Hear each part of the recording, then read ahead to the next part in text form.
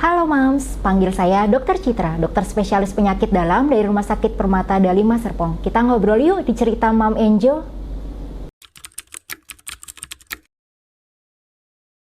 Ya, jadi perbedaan antara MAH dan GERD. Untuk GERD sendiri adalah gastroesophageal reflux disease atau di mana terjadi kondisi aliran balik dari asam lambung dan isi lambung menuju ke arah kerongkongan.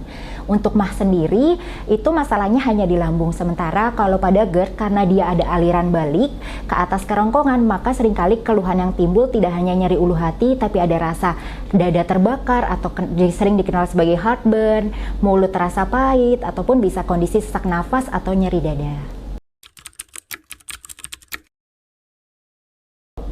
Untuk kondisi pemicu yang dapat menimbulkan keluhan tersebut, pertama adalah konsumsi dari makanan yang meningkatkan asam lambung seperti makanan pedas dan asam.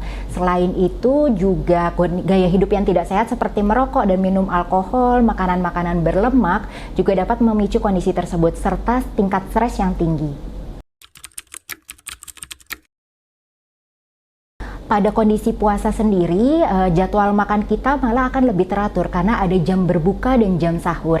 Seringkali memang pada penderita GERD dan MAH di awal-awal puasa masih akan penyesuaian, jadi masih akan timbul keluhan yang harus dikonsultasikan kepada dokter. Namun, seiring dengan berjalannya waktu berpuasa, kondisinya dapat menyesuaikan sehingga seringkali lebih baik pada penderita GERD dan MAH untuk kondisi puasa tersebut. Selain itu juga harus diperhatikan asupan nutrisi yang dimakan ketika sahur dan ketika berbuka sehingga dapat memperbaiki keluhan penderita MAH dan GERD.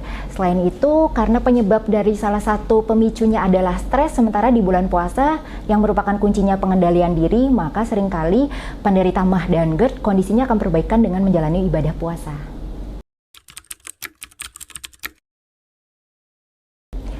Pertama, harus selalu dikonsultasikan kepada dokter kandungan dan kebidanan terlebih dahulu apabila seorang ibu hamil memutuskan untuk menjalankan ibadah puasa. Akan dilakukan pemeriksaan untuk kondisi ibu hamil, kondisi janin, serta cairan ketubannya. Selain itu, pada ibu hamil sendiri kan terdapat 3 trimester ya Mam. Ada trimester pertama, kedua, dan ketiga. Ketika pada trimester pertama, ibu hamil seringkali mengeluhkan mual dan muntah dan itu bukan merupakan kondisi yang ideal untuk menjalani ibadah puasa. Sementara trimester ketiga diperlukan nutrisi yang cukup untuk menjelang masa persalinan. Mungkin masa trimester kedua adalah masa yang paling aman untuk menjalani ibadah puasa, namun harus tetap konsultasi ke dokter terlebih dahulu ya Mam. Pertama, untuk menghindari dari makanan-makanan yang dapat memicu keluhan tersebut. Jadi kita menghindari makanan yang berlemak, coklat, dan keju walaupun tidak memicu asam lambung namun juga memperlambat pengosongan lambung sehingga dapat memicu timbulnya keluhan MAH dan GERD. Jadi bisa kita hindari untuk makanan yang berlemak, makanan coklat, keju, asam, dan pedas. Dapat diambil konsumsi lemak yang baik seperti dari ikan, lalu diperhatikan juga dari proses pemasakannya. Menghindari dengan cara menggoreng, lebih baik dengan cara mengukus atau membakar. Obrolannya mendalam kan Mam? Dengan saya dokter spesialis penyakit dalam. Sehat selalu ya Mam.